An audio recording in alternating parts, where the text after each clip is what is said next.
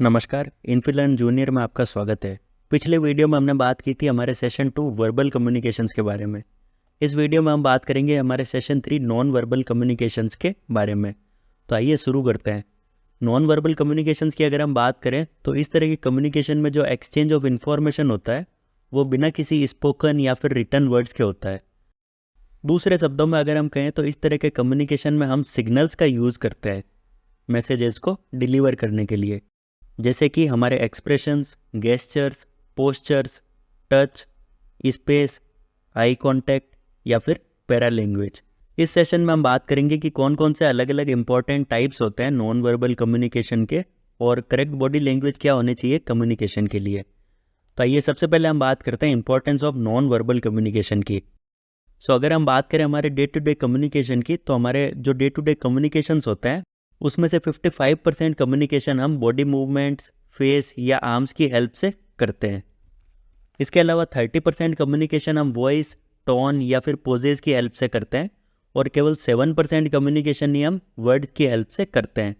कुल मिलाकर अगर हम बात करें तो हमारी डे टू डे लाइफ का 93% कम्युनिकेशन नॉन वर्बल होता है। अब हम कुछ एग्जाम्पल्स की बात करते हैं नॉन वर्बल कम्युनिकेशंस के। एग्जाम्पल्स की अगर हम बात करें तो सबसे पहले हमारा आता है गेस्चर्स, जैसे कि हमें किसी को हाई हेलो बोलना हो या फिर गुड बाय करना हो या फिर किसी की तरफ फिंगर को पॉइंट करना हो, तो इस तरह के जो कम्युनिकेशंस होते हैं वो गेस्चर्स की हेल्प से हम करते हैं। नेक्स्ट पे आता है हमारा एक्सप्रेशंस, जैसे कि स्माइल करना जब भी आप हैप्पी होते हैं या फिर सैड फेस बनाना जब भी आप दुखी होते हैं। थर्ड होता है हमारा बॉडी लैंग्वेज। अलग अलग पोस्चर्स के जरिए आप अपनी फीलिंग्स या फिर एटीट्यूड को कम्युनिकेट करते हैं, जैसे कि सीधे खड़े होना या फिर इंटरेस्ट शो करना। हमारे मैसेजेस जो है वो काफ़ी इफेक्टिव हो जाते हैं जब भी हम राइट गेस्चर्स का यूज़ करते हैं कम्युनिकेशन के दौरान। अगर हम नॉन वर्बल कम्युनिकेशंस के बारे में अच्छे से जानते हैं तो हम हमारी ऑडियंस का रिएक्शन देख करके अपने इंटरेक्शन को अकॉर्डिंगली चेंज कर सकते हैं। राइट गेस्चर या फिर पोस्चर का यूज़ प्रोफेशनलिज्म और एटिक्यूट को दर्शाता है।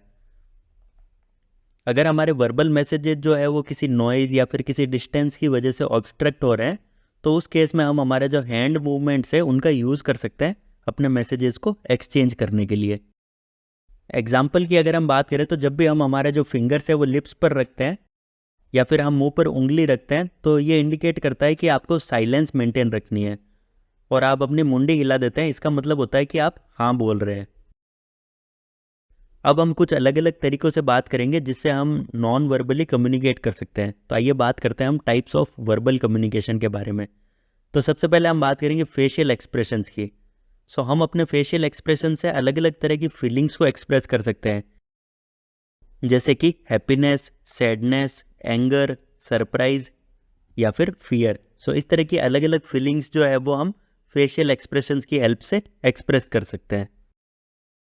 अगर हम बात करें कि इन्हें हम इफेक्टिवली किस तरह से यूज़ कर सकते हैं, तो आप स्माइल कर सकते हैं जब भी आप किसी से मिलते हैं, आप अपने फेस को रिलैक्स रख सकते हैं, आप अपने इमोशंस को अपने वर्ड्स के साथ मैच कर सकते हैं और आप ध्यान से सामने वाले की बात को सुन सकते हैं। इस तरह से आप अपने जो फेशियल एक्सप्रेशंस हैं उन्हें इफेक्टिवली यूज़ कर सकते हैं। नेक्स्ट हम बात करते हैं पोस्चर्स की। तो पोस्चर्स की हेल्प से हम हमारी कॉन्फिडेंस और फीलिंग्स को एक्सप्रेस कर सकते हैं। एग्जाम्पल की अगर हम बात करें तो सीधे खड़े रहना कॉन्फिडेंस को शो करता है और स्लम्प्ड खड़े रहना वीकनेस को शो करता है। इन्हें किस तरह से इफेक्टिवली यूज़ कर सकते हैं, तो इसकी अगर हम बात करें तो हम अपने शोल्डर्स को स्ट्रेट रख सकते हैं और बॉडी को रिलैक्स रख सकते हैं। इसके अलावा हम सीधे खड़े रह सकते हैं और अपने हाथों को रेस्ट पोजीशन में रख सकते हैं और पैरों को रिलैक्स्ड पोजीशन में रख सकते हैं, और खड़े रहते टाइम हम अपने हाथों को साइड में रख सकते हैं। इस तरह से हम अपने पोस्चर्स को इफेक्टिवली यूज़ कर सकते हैं। नेक्स्ट हम बात करते हैं गेस्चर्स और बॉडी लैंग्वेज की।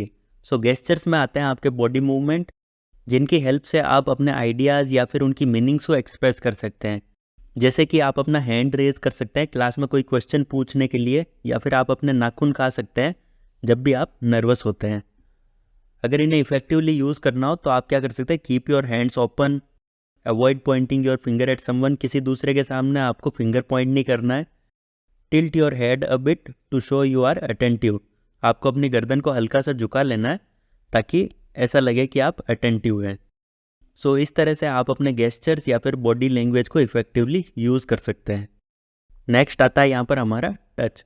तो टच एक काफ़ी इंपॉर्टेंट तरीका होता है नॉन वर्बल कम्युनिकेशन का। जैसे कि हम एक फर्म हैंड शेक कर सकते हैं कॉन्फिडेंस दिखाने के लिए, या फिर आप पीठ थपथपा सकते हैं किसी को एनकरेज करने के लिए। इन्हें इफेक्टिवली यूज़ करने की अगर हम बात करें तो आप हैंडशेक कर सकते हैं फर्मली जब भी आप किसी से मिलते हैं, या फिर आप टच गेस्चर्स को अवॉइड कर सकते हैं किसी फॉर्मल कम्युनिकेशन के दौरान। नेक्स्ट आता है हमारा स्पेस। सो स्पेस एक फिजिकल डिस्टेंस होती है दो लोगों के बीच में। सो दो लोगों के बीच में कम्युनिकेशन के दौरान डिस्टेंस डिपेंड करती है कि उन दोनों के बीच में कितनी दोस्ती है।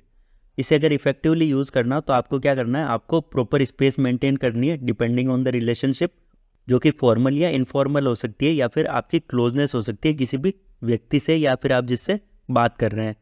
सो इस तरह से आप अपने स्पेस को इफेक्टिवली यूज़ कर सकते हैं। नेक्स्ट यहाँ पर आता है हमारा आई कॉन्टैक्ट। सो आई कॉन्टैक्ट एक काफ़ी इंपॉर्टेंट नॉन वर्बल कम्युनिकेशन होता है, जिसकी हेल्प से हम बता सकते हैं कि हम सामने वाले की बात पर ध्यान दे रहे हैं या फिर उसे इग्नोर कर रहे हैं। इसे इफेक्टिवली यूज़ करने के लिए हम जिससे भी बात कर रहे हैं उसकी तरफ हमें डायरेक्टली देखना है और इधर उधर नहीं देखना है। हमें हमारा जो लुक है वो रिलैक्स्ड रखना है, घूरना नहीं है, और आई कांटेक्ट को मेंटेन रखते हुए हमें बीच बीच में ब्रेक लेना है। नेक्स्ट यहाँ पर आता है हमारा पैरा लैंग्वेज। सो हम किस तरीके से बात करते हैं ये काफ़ी इंपॉर्टेंट होता है। इसमें इंक्लूड होता है हमारे वॉइस की टोन, स्पीड और वॉल्यूम। जैसे कि जब भी हम जल्दी जल्दी कोई बात बोलते हैं तो वो हमारी हैप्पीनेस या फिर एक्साइटमेंट को शो करता है, और जब भी हम स्लो बोलते हैं तो वो हमारी नर्वसनेस, सीरियसनेस या फिर सैडनेस को शो करता है। इसे इफेक्टिवली यूज़ करने की अगर हम बात करें तो हमें एक सूटेबल टोन और वॉल्यूम को यूज़ करना है, और हमें एक मॉडरेट स्पीड जो है वो मेंटेन करनी है बात करते टाइम। सो इन दोनों तरीक़ों से हम पैरा लैंग्वेज को इफेक्टिवली यूज़ कर सकते हैं। इसके बाद हमारी नॉन वर्बल कम्युनिकेशन का एक बहुत ही इंपॉर्टेंट पार्ट होता है विजुअल कम्युनिकेशन।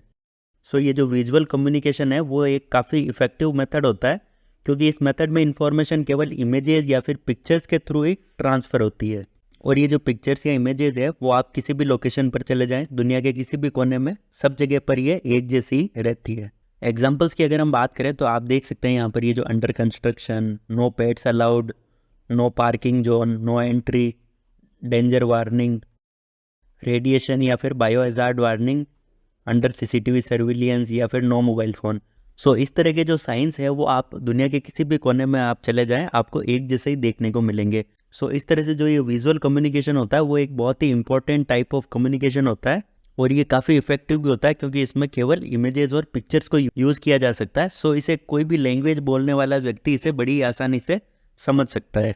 सो इसी के साथ हमारा session 3 non verbal communication complete होता है। मिलते हैं हमारे part 4 communication cycle and importance of feedback में। अगर आपको इस सेशन 3 नॉन वर्बल कम्युनिकेशन में किसी भी तरह का डाउट हो तो वो आप हमें हमारे जो कमेंट सेक्शन है उसमें बता सकते हैं, और इस वीडियो को लाइक और चैनल को सब्सक्राइब जरूर करें। मिलते हैं हमारे session 4 communication cycle and importance of feedback में।